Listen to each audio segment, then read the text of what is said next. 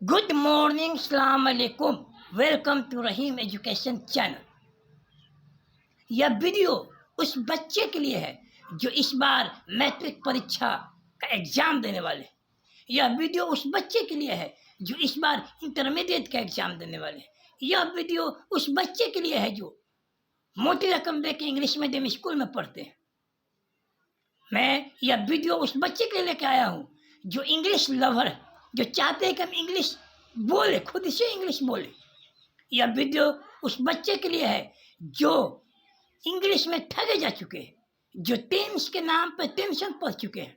वह खुद से न लेटर लिख पाते हैं, न एप्लीकेशन लिख पाते हैं, न नोटिस लिख पाते हैं, न पैराग्राफ लिख पाते हैं, न मैसेज लिख पाते हैं और न ट्रांसलेशन बना पाते हैं और न ही किसी के सामने दो चार शब्द बोल पाते हैं, क्योंकि उनके पास क्वेश्चन होता ही नहीं है। उनके पास 2-4-10 क्वेश्चन रिजर्व है, जो रिजर्व क्वेश्चन खत्म हो जाते हैं। और मैं समझता हूँ कि रिजर्व क्वेश्चन क्लास 1, 2, 3 में ही हो जाता है, तो वो रिजर्व क्वेश्चन ही लेके चलते हैं। तो रिजर्व क्वेश्चन से काम नहीं चलेगा। अभी आपको चाहिए ज़्यादा से ज़्यादा क्वेश्चन, आप ज़्यादा से ज़्यादा क्वेश्चन क्रिएट कर पाए। तो ज़्यादा से ज़्यादा क्वेश्चन क्रिएट करने के लिए आपको चाहिए टेंस, अभी बेहतर तरीका से टेंस चाहिए, तब जाके आप क्वेश्चन क्रिएट कर पाइएगा, अपने अंदर से क्वेश्चन निकाल पाइएगा। आप क्वेश्चन आंसर सेमिनार में पार्टिसिपेट कर पाइएगा, किसी के ऊपर क्वेश्चन का बौछार कर पाइएगा। तो क्वेश्चन का बौछार कब करिएगा? जब आपके पास टेंस कंप्लीट हो, आपके पास सेंटेंस क्लियर हो, तब वही आप क्वेश्चन का बौछार कर पाइएगा। नहीं तो बस आप रिजर्व क्वेश्चन लेके 10 क्वेश्चन रिजर्व लेके आप धोइएगा, उससे आपका काम बनने वाला नहीं है। और ग्रामर, हम देखते हैं कि ग्रामर भी बच्चे को, बहुत सारे ऐसे बच्चे हैं जिनको ग्रामर समझ में नहीं आता है। Voice, narration, degree, question tag, उसको बार बार समझाइए, बार बार समझाइए, वो बार बार नहीं समझ पाते हैं। कंसेप्ट क्लियर नहीं हो पाता है। कंसेप्ट नहीं क्लियर होने का कारण है टेंस। टीचर टेंस को क्लियर नहीं कर पाते हैं, टेंस को क्लियर नहीं करवाते हैं, और उसके बाद उसके ऊपर नरेशन का बोझ बढ़ाते हैं। तो नरेशन का बोझ, डिग्री का बोझ, वॉइस का बोझ बच्चा कैसे उठाएगा? जब उसका टेंस क्लियर नहीं है तो नरेशन कैसे बनाएगा? तो हम चाहते हैं कि पहले आप टेंस पढ़िए, बेहतर तरीका से टेंस पढ़िए, उसके बाद वॉइस बनाइए ना, नरेशन बनाइए ना, एक बार में आपको समझ में आ जाएगा नरेशन। तो पहले आप टेंस पढ़िए बेहतर तरीका से, क्योंकि आप इस बार 2024 में एग्ज़ाम देने वाले हैं, और एग्ज़ाम देने वाले हैं तो आप टेंस पढ़िए। और हमारे चैनल को सब्सक्राइब कीजिए, हमारे रेगुलर वीडियो देखिए। आप कमेंट में बताइए कि आपको क्या चीज़ की ज़रूरत है, वो सारे चीज़ को हम प्रोवाइड करेंगे।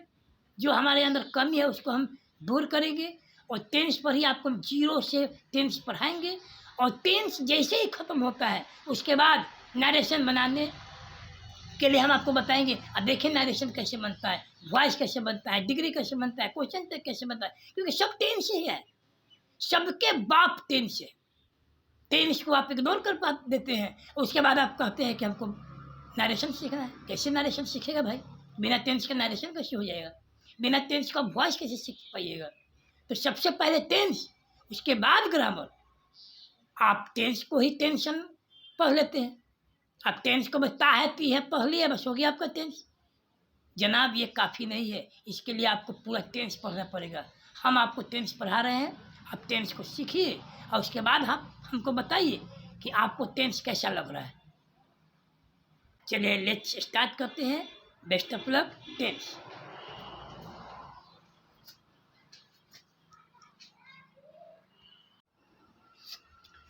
आज हम बात करेंगे टेंस की, बात करेंगे टेंस। टेंस का मतलब होता है काल। मेरे ख्याल से जो बच्चे सही रूप से अगर टेंस पढ़े हुए हैं तो वे आसानी से लेटर लिख सकते हैं, वे आसानी से एप्लीकेशन लिख सकते हैं, वे आसानी से नोटिस, मैसेज लिख सकते हैं, वे आसानी से पैराग्राफ लिख सकते हैं। पैराग्राफ लिख सकते हैं, वे आसानी से स्पीच लिख सकते हैं, वे आसानी से टॉक कर सकते हैं, टॉकिंग कर सकते हैं, बातचीत कर सकते हैं, वे आसानी से क्वेश्चंस क्रिएट कर सकते हैं, वे आसानी से ग्रामर सीख सकते हैं। ग्रामर में ट्रांसफॉर्मेशन हो गया, ट्रांसफॉर्मेशन में आपका आ गया नरेशन, वॉइस, डिग्री, क्वेश्चन तक जितना भी आइटम है ग्रामर का सारा बच्चा बना सकता है, अगर वो टेंस उसका क्लियर है तो। टेंस क्लियर है तो ग्रामर भी उसका क्लियर हो जाएगा, वो क्वेश्चन क्रिएट भी कर सकता है, अपने से क्वेश्चन बना भी सकता है, बातचीत कर सकता है, स्पीच दे सकता है, पैराग्राफ लिख सकता है, नोटिस लिख सकता है, लेटर्स लिख सकता है, एप्लीकेशन लिख सकता है, मैसेज लिख सकता है। और एक याद रखिएगा, बहुत सारे ऐसे स्टूडेंट होते हैं जिनके पास 10 या 12 क्वेश्चन इंग्लिश का रिजर्व रहते हैं। वो 10-12 क्वेश्चन खत्म हुआ कि फिर वो इंग्लिश में एक क्वेश्चन भी नहीं बोल पाते हैं। तो मेरे ख्याल से अंग्रेजी में क्वेश्चन पूछना बहुत कठिन है और जवाब देना मुश्किल नहीं है, एकदम जवाब देना आसान है। क्वेश्चन पूछना कठिन है और जवाब देना आसान है। और हिंदी में क्वेश्चन पूछना आसान है और जवाब देना मुश्किल है। तो हम बात कर रहे हैं इंग्लिश की, तो इंग्लिश में आपको क्वेश्चन बनाना है, खुद से क्वेश्चन को प्रोड्यूस करना है, अपने अंदर से क्वेश्चन को क्रिएट करना है। तो क्वेश्चन क्रिएट कीजिएगा कब? जब आपके पास ये क्रिएटर रहेगा तब, यानी कि ये क्रिएटर हो गया टेंस। टेंस है तो आपके पास ग्रामर भी होगा, टॉकिंग यानी कि आप बातचीत कर सकते हैं, क्वेश्चन अपने से क्रिएट कर सकते हैं, स्पीच लिख सकते हैं, पैराग्राफ लिख सकते हैं, नोटिस लिख सकते हैं, लेटर्स लिख सकते हैं, एप्लीकेशन लिख सकते हैं। और यहाँ हम आपको बताते हैं इंग्लिश बुक का प्रोज, पोएट्री, ये सारे चीज आप कर सकते हैं। टेंस रहेगा तब, टेंस रहेगा तो सब आपके हाथ में, यानी टेंस नहीं रहेगा तो कुछ भी आपके हाथ में नहीं है।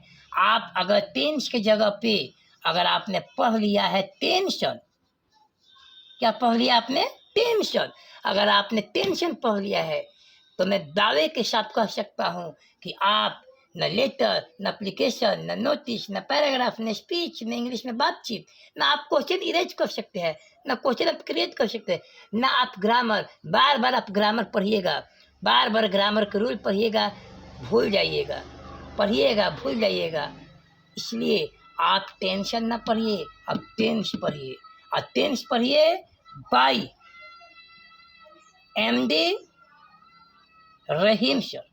हम आपको टेंस पढ़ाएंगे, अब बेहतर तरीका से टेंस पढ़ाएंगे और ये सारे चीज आपका टेंशन खत्म, टेंशन खत्म। अगर टेंस सही से पढ़ ले तो टेंशन खत्म, और टेंस सही से नहीं पढ़े तो आपको टेंशन हो जाएगा, आपको परेशानी ही परेशानी है। तो लेट्स स्टार्ट टेंस। ध्यान से पढ़िए टेंस। आज हम टेंस स्टार्ट करने जा रहे हैं, तो best of luck to start tense please.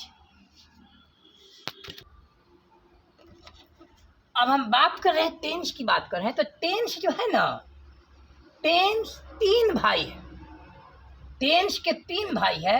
एक भाई का नाम है प्रेजेंट टेंस, प्रेजेंट टेंस, और एक भाई का नाम है पास्ट टेंस, और एक भाई का नाम है future tense, future tense.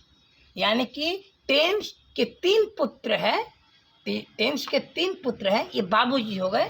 Tense के 3 पुत्र, प्रेजेंट, पास्ट और फ्यूचर। यानी कि प्रेजेंट को कहते हैं वर्तमान काल, पास्ट को कहते हैं भूतकाल और फ्यूचर को कहते हैं भविष्य काल। यानी कि प्रेजेंट टेंस, पास्ट टेंस और फ्यूचर टेंस।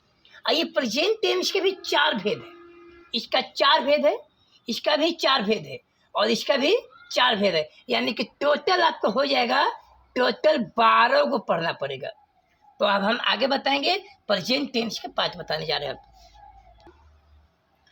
प्रेजेंट टेंस का पहला पुत्र का नाम है सिंपल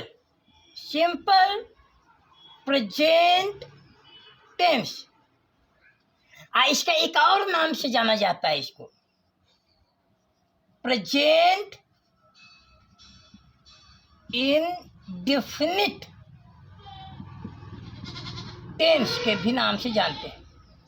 अब प्रेजेंट टेंस के दूसरे बेटे का नाम है प्रेजेंट कंटीन्यूअस टेंस, और इसका एक और नाम है, इसका नाम है प्रेजेंट प्रोग्रेसिव टेंस। इसका एक और नाम है प्रेजेंट इम्परफेक्ट टेंस। तो दो बेटा हो गया आपका। तीसरे बेटे का नाम है प्रेजेंट परफेक्ट टेंस, और चौथा बेटा का नाम है इसका प्रेजेंट परफेक्ट कंटीन्यूअस टेंस। यानी कि मेरा कहने का मतलब ये हुआ कि प्रेजेंट टेंस के चार भेद हैं। पहला का जो नाम है वो सिंपल प्रेजेंट टेंस, या उसका एक और नाम है present indefinite tense. Present tense जो दूसरा पुत्र है उसका नाम है प्रेजेंट कंटिन्यूअस टेंस, उसका एक और नाम है प्रेजेंट प्रोग्रेसिव टेंस, उसका एक और नाम है present perfect imperfect tense. Present tense के तीसरे पुत्र का नाम है प्रेजेंट परफेक्ट टेंस, सिर्फ एक नाम है उसका, और चौथा का नाम है present perfect continuous tense.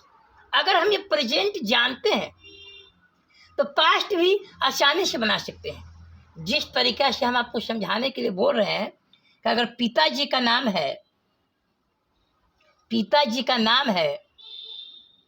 Ram Prasad, पिताजी का नाम राम प्रसाद है, अगर उसका पुत्र है तो पुत्र भी होगा श्याम प्रसादे होगा। कहने को देखिए टाइटल पिताजी वाला ही जाएगा। ऐसा नहीं कि पिताजी राम प्रसाद है तो बेटा श्याम पंडित हो जाएगा, या श्याम सिंह हो जाएगा, या श्याम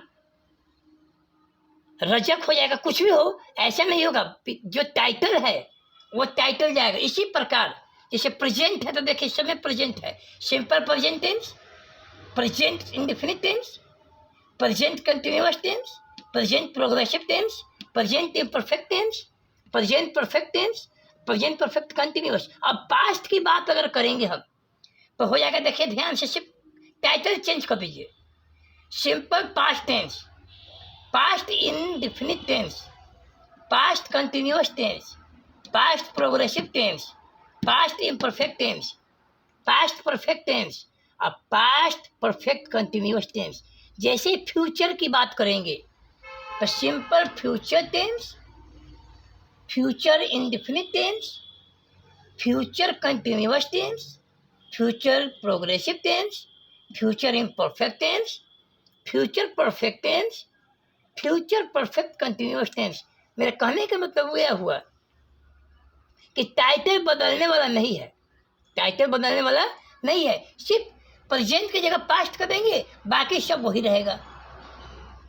पास्ट की जगह फ्यूचर कर देंगे, बाकी सब वही रहेगा। यानी कि आप टोटल जान गए, अगर ये प्रेजेंट का 4 है, प्रेजेंट का 4 है, पास्ट का 4 है, फ्यूचर का 4 है, टोटल 12 वो हमको पढ़ना पड़ेगा पाठ। अगर 12 पाठ बेहतर तरीका से पढ़ लेते हैं तो मुझे नहीं लगता कि आप खुद से लेटर नहीं लिख पाइएगा, आप खुद से नोटिस नहीं लिख पाइएगा, आप सब कुछ कर सकते हैं। सिर्फ 12 को पाठ पढ़िए, हमसे पढ़िए, हम आपको पढ़ाते हैं। चलिए हम पहला पाठ स्टार्ट करने जा रहे हैं, सिंपल प्रेजेंट टेंस। हम बात करेंगे सिंपल प्रेजेंट टेंस, पर लिखेंगे एक्टिव वॉइस। हम एक्टिव वॉइस पढ़ाने जा रहे हैं, एक्टिव वॉइस। जैसे लिख रहे हैं वैसे कॉपी में नोट डाउन कीजिएगा। Assertive sentence, affirmative sentence, affirmative sentence. हम बात करेंगे नंबर 1, सिंपल प्रेजेंट टेंस की बात करते हैं। सिंपल प्रेजेंट टेंस की बात हम लोग करेंगे।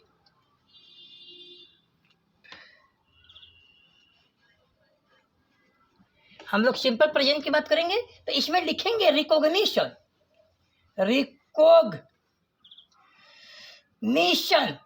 या इसको बोलते हैं identification,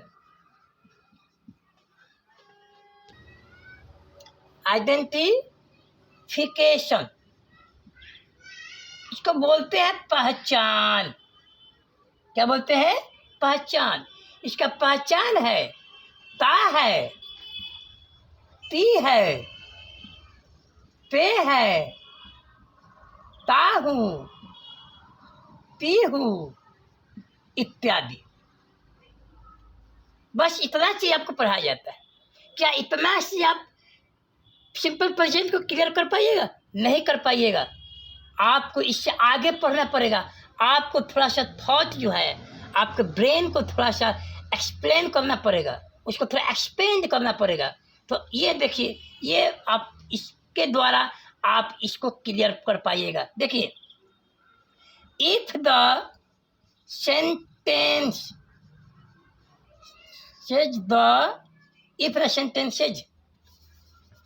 shows that the habits of present running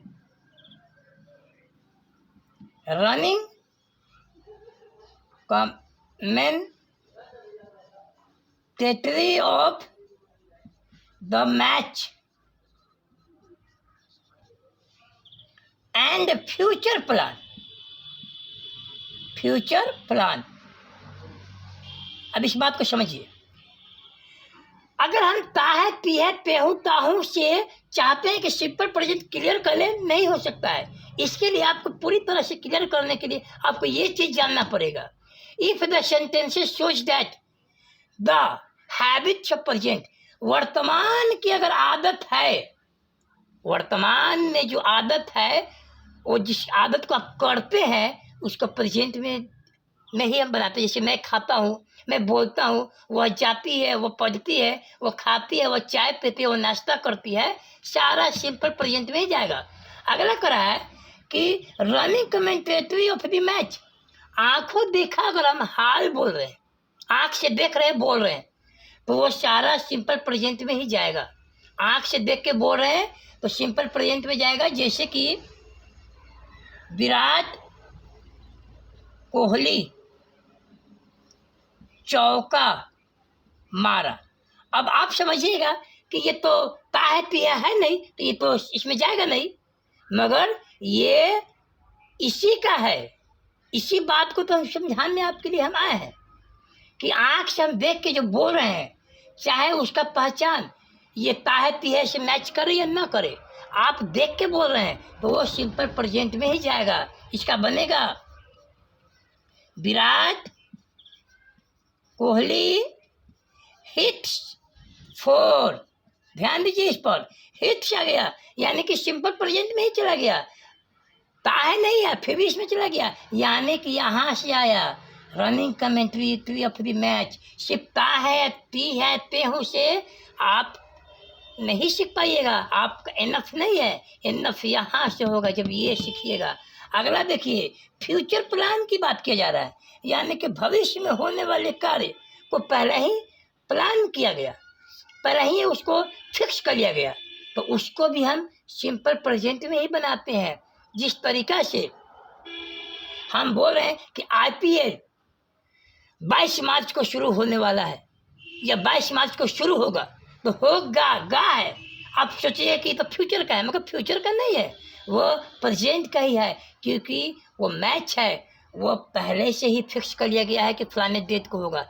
जिस प्लान के बारे में, जिस फ्यूचर में होने वाले कार्य को पहले से प्लान कर लिया गया है, उसको प्रेजेंट में ही बनाते हैं। जैसे कि नीतीश कुमार कल यहाँ आएंगे, तो आएंगे गागेगी है, लिखा हुआ है गागेगी, मगर वो बनेगा सिंपल प्रेजेंट में। जिस तरीका से आपको हम बता रहे हैं कि अयोध्या में रामलला की प्राण प्रतिष्ठा होने वाले हैं 22 जनवरी को, तो हम बोलेंगे कि श्री नरेंद्र दास मोदी 22 जनवरी को अयोध्या जाएंगे। तो जाएंगे गागेगी है, आप वहाँ पे कंफ्यूज कर जाइए, गागेगी है, मगर सोचिए वो फ्यूचर प्लान है। उनके जाने की प्लानिंग पहले से कर लिया गया है। जिस बात की प्लानिंग पहले से कर ली जाती है उसको हम सिंपल प्रेजेंट में बनाते हैं, इस बात को याद रखिए। इसलिए हमने आपको इस चीज़ को बताया है। सिर्फ इतना चीज़ जानने से आपका टेंस क्लियर नहीं होने वाला है, इसलिए आप जानिए। आदत और आंखों देखा हाल और फ्यूचर प्लान सबको प्रेजेंट इंडेफिनिट में ही बनाते हैं। चलिए अब आगे सीखते हैं। अब बात करते हैं number 1, affirmative sentence. Affirmative sentence इसको कहते हैं हिंदी में सकारात्मक वाक्य। याद रखिएगा, इसको हिंदी में कहते हैं सकारात्मक वाक्य। इसका स्ट्रक्चर क्या होगा? स्ट्रक्चर जो होगा, इसका स्ट्रक्चर को भी देखिए। स्ट्रक्चर होगा subject plus V1/V5 plus object. एक नया चीज यहाँ पे डाल रहे हैं, नान ए बत्ते 2 प्लस V1। ये बहुत ही यूनिक चीज है जो अक्सर टीचर लोग ये आपको नहीं बताने वाले हैं, ये हम आपको बता रहे हैं। ये हमें बहुत मेहनत से इसको हमने पाया है। नान ए 2 प्लस V1 यानी कि subject plus V1/V5 plus object under bracket नान ए बत्ते 2 प्लस V1। ये स्ट्रक्चर अगर आप याद रखते हैं तो आप अफर्मेटिव सेंटेंस बना सकते हैं सिंपल प्रेजेंट का। फिर से एक बार दोहरा देते हैं। स्ट्रक्चर को कहते हैं संरचना। संरचना संरचना याद रखिए, subject plus V1/V5 plus object under bracket नान ए बत्ते 2 प्लस V1। इस बात को याद रखिए। तो हम फिर इसके आगे चल रहे हैं। अब हम देखेंगे फॉर एग्जाम्पल, जैसे कि हम बोलेंगे मेरी माँ रसगुल्ला खाती है। ध्यान से देखिएगा, मेरी माँ रसगुल्ला खाती है। यहाँ हम आपको बता रहे हैं कि बनेगा कैसे। तो सबसे पहले तो आपको चुनना है सब्जेक्ट, उसके बाद चुनना है आपको वर्ब, उसके बाद चुनना है ऑब्जेक्ट। पहले चुनना है सब्जेक्ट, उसके बाद चुनना है वर्ब, उसके बाद चुनना है ऑब्जेक्ट। अब कुछ ऐसे भी विद्यार्थी हैं जिनको न सब्जेक्ट पहचान में आता है, न वर्ब पहचान में आता है, न ऑब्जेक्ट पहचान में आता है। सब्जेक्ट भी नहीं पहचानते, ऑब्जेक्ट भी नहीं पहचानते, न वर्ब पहचानते। उनके लिए भी हमारे पास उपाय है। आप समझिए, याद रखिए कि वाक्य के हम बताते हैं आपको, पहले हम पहचान करवा दे। पहले लिखते हैं सब्जेक्ट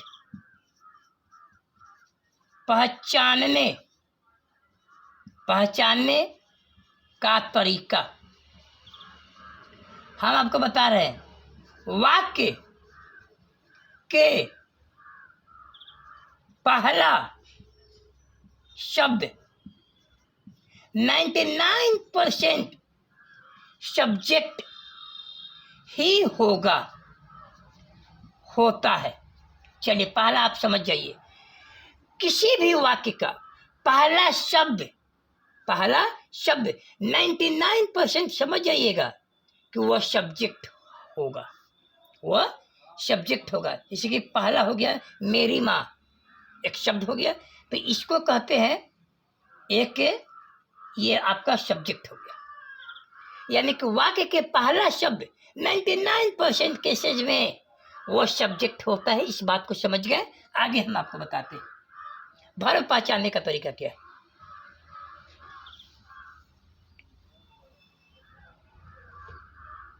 वर्ब पहचानने का तरीका क्या है, हम आपको बताते हैं वर्ब पहचानने का तरीका।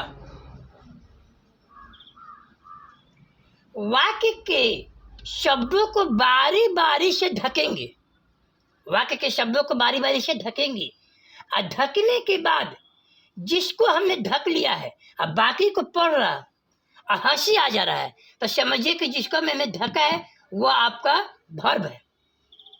जैसे कि आपको बता दे, ये रसगुल्ला को अगर हमने ढक लिया तो बाकी को पढ़िए। मेरी माँ खाती है, हंसी आ रहा है क्या? हंसी नहीं बढ़ रहा है, इसका मतलब है कि ये हमारा ऑब्जेक्ट है। अब इसको पढ़िए, मेरी माँ रसगुल्ला है, यानी कि यहाँ पे आपको हंसी आ रहा है, यहाँ पे आपको अटपटा लग रहा है। यानी कि जब सेंटेंस अटपटा लगे तो समझिए कि ये वर्ब है, यानी कि आपका ये वर्ब हो गया। इससे कोई फर्क नहीं पड़ रहा, तो ये आपका ऑब्जेक्ट हो गया। तो जब आप पहचान जाइएगा, जब आप सब्जेक्ट वर्ब ऑब्जेक्ट पहचान जाइएगा तो आसानी से बना सकते हैं। बनाइए, माई मदर ईट्स रसगुल्ला। कितना आसान है। अब एक और हम देखते हैं, मैं रसगुल्ला खाता हूं। इस बात को भी देखिए, तो होगा आई ईट रसगुल्ला को हम गिन सकते हैं, तो ए लगा दीजिएगा और अच्छा हो जाएगा।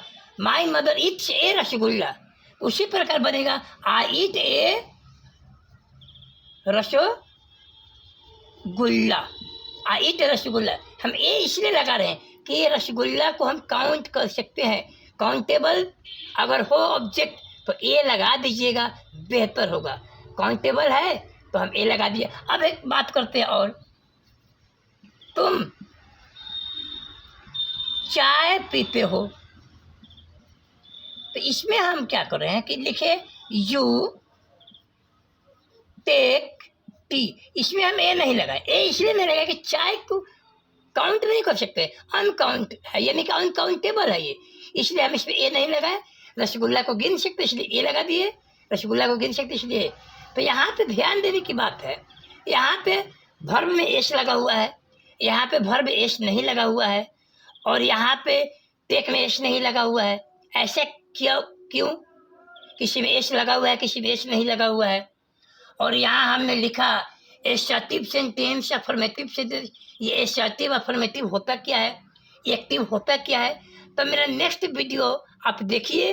नेक्स्ट वीडियो में हम आपको बताएंगे कि यहाँ एस क्यों लग रहा है, यहाँ एस क्यों नहीं लग रहा है, यहाँ एस क्यों नहीं लग रहा है, यहाँ हम एक्टिव क्यों लिख दिए, एसर्टिव क्यों लिख दिए, अफर्मेटिव क्यों लिख दिए।